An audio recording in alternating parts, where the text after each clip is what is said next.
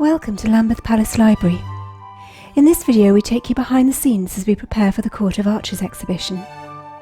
The exhibition features documentary evidence from some of the most scandalous court cases of their day. A number of these documents were in a very vulnerable state, and thanks to careful and painstaking conservation work, we can now display them for the first time and share with you some remarkable stories.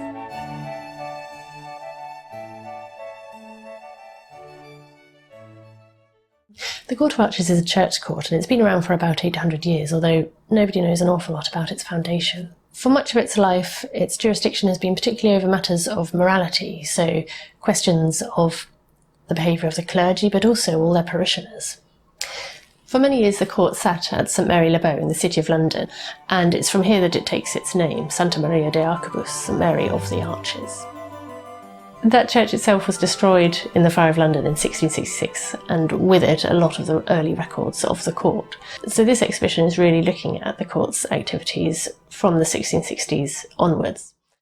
Something that I think a lot of people might not know about the Court of Arches are the kind of cases that it involves. And in the exhibition we are focusing on those to do with matrimony and those to do with clergy misdemeanours.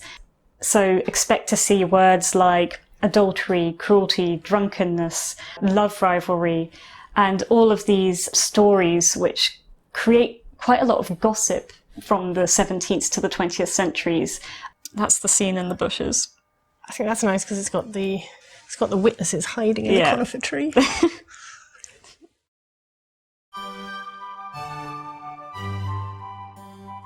Selecting objects for an exhibition is actually a very long process because you're essentially trying to pick 20 objects that tell a really nice, engaging story out of what is, in this case, a collection of 1,200 boxes worth of materials. You start by reading as much as you can about the subject, really getting to know what it is that you want to get across. And as you're doing this, you're creating a really long list of interesting documents. And then the process after that is basically whittling down that list. Well, we have 4 of these to choose from. Each one has an engraving. And I think we're decided at this point that we're going to include them.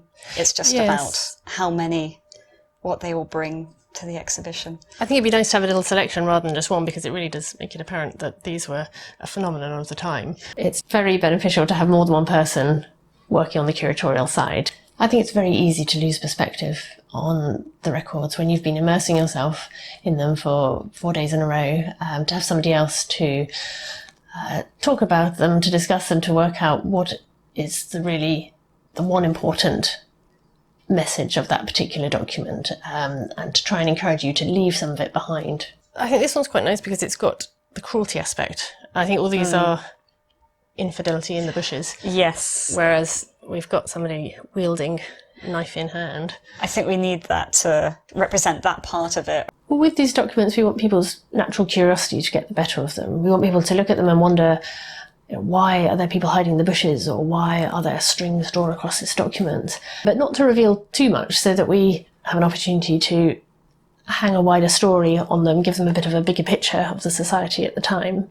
We've either got the loose plans, which are exciting, but not half as exciting as the cross-section of the staircase, I think. We'd need to find a way to support the open plan.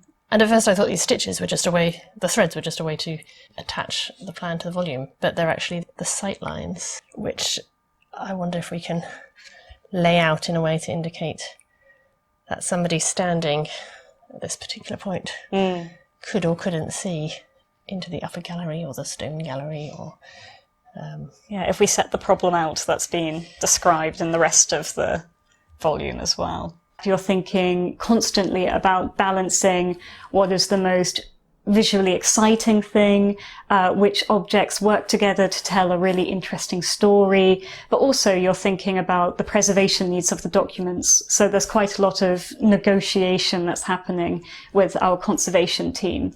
So this is one potential. And sadly, it's not in a very happy state. It's seen better days. Yeah.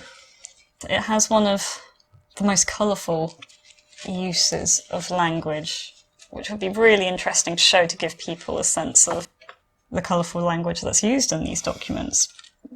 Cheating, jade, strumpet, etc., etc. And so annoyingly it goes across the fold, which would mean having to... Yes, I'm not too happy about that. As much as we can open it. I mean, it's a shame because it's such a clear, beautiful hand.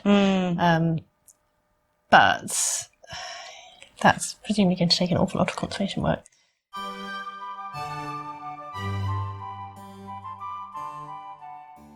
So part of our role at the library and collections care is to get objects ready to go on exhibition. So when the curators have a broad idea of what they want to have in the cases, we go through that list with them and we physically assess the items. It's at that stage that we try and filter out any items that are just too vulnerable to be able to be prepared and put in those cases, and to be in cases for a period of time, anywhere from 3 to 6 months.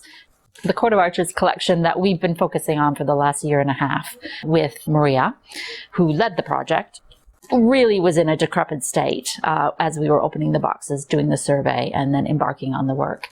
And you can really see the material history of that collection. So at one point, we are told, the collection was stored down a well in St. Paul's churchyard.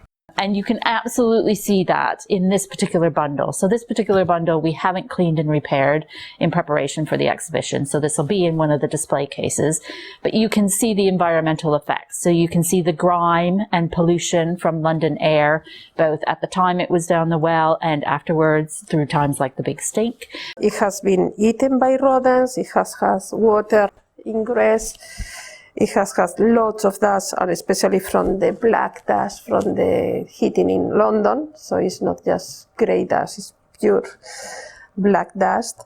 And all of this together really gets the paper. So it's not flexible anymore, it's brittle, it's broken into pieces. So this one is going to be the sample of before treatment. On the side we are going to have another similar bundle that it has had the repairs done. So the entire team was cleaning this collection, and you can imagine the atmosphere in the studio became quite sooty.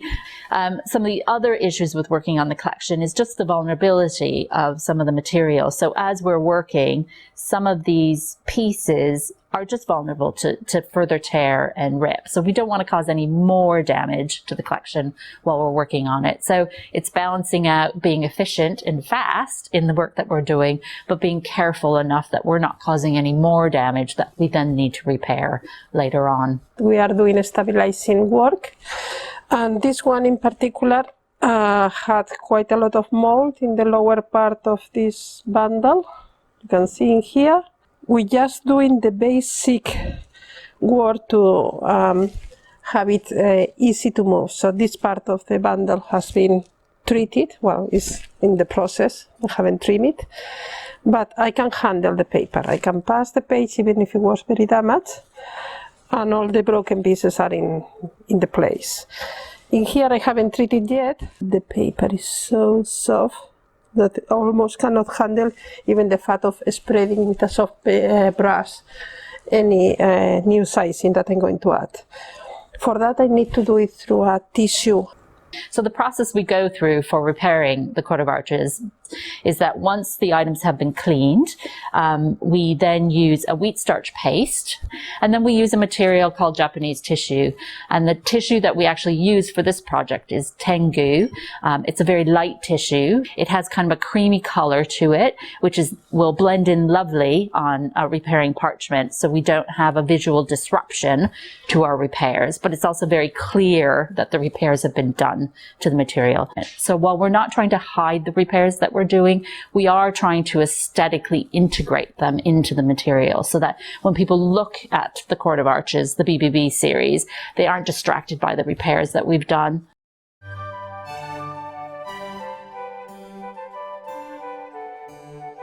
Once the items have been selected and the conservation work is complete, the next stage is to plan how they will be displayed in the exhibition cases. So this is one of the exhibits, which is a 14th century cartulary. And the question really is how we display it. It's nice just flicking through and seeing all these different things have been appended together. And it's all part of the evidence that goes towards this. Other cases might have many witness statements, but others have these lovely exhibits which really hit home the material variety we have in the Court of Arches. It's not just the legal documents themselves. And you can tell that it's not high quality deluxe parchment they're using for a presentation volume. It's very much, I need to record a transaction.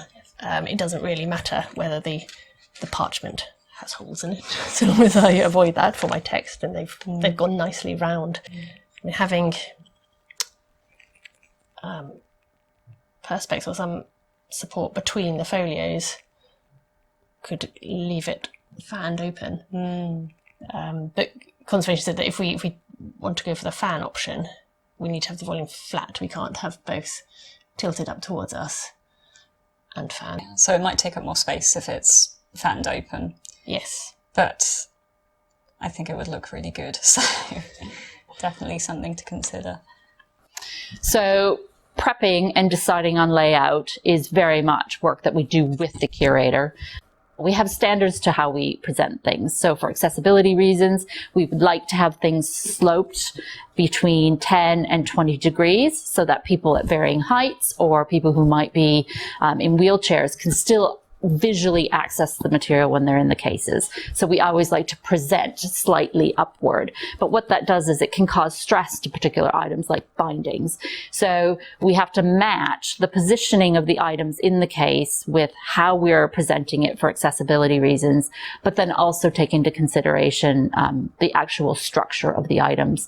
So we do have to play around with what we can do. And there are going to be some items in the Court of Arches display where they are displayed flat. And that's a compromise we had to make. We had to give up some accessibility aspects so that the material could be safe for the 3-4 months of the exhibition itself. So flat items are usually a little bit easier. They can be mounted flat and we can raise them up on a slope. 3D items are a little bit more complicated. Bindings, we definitely have to take more care over. So books sometimes can only open so far. If it's too tight, then there's almost no point in putting the book in the exhibition. So it's a complicated dance with the curator. The collection care team also ensure that items on display are kept under safe and stable conditions for the duration of the exhibition. So we try and keep our conditions pretty steady in terms of temperature and humidity. We're quite fortunate. We have new cases and they keep our material within a threshold of a particular range of temperature and a particular range of relative humidity. So when we close the case, that is it for the entirety of the display, so that the case with its environmental controls can keep the conditions steady. What we also try and do is mitigate light falling on the cases. So the glass in the cases has a UV filter, and then we try and keep light levels as low as we possibly can, but also balancing that with accessibility. So there's no point having an exhibition if people can't see the items. So we're always playing with what the light levels are. We do have covers over the cases, so when people come to visit, they are more than welcome to lift the covers so they can see the items, and then we'll go around afterwards and close them again. Well, that brings us to the end of our tour behind the scenes. If you'd like to come along and see the exhibition for yourself, it will run until the 20th of October 2023, or you can explore the online exhibition on the Lambeth Palace Library website. We hope you will enjoy it, and thank you for watching.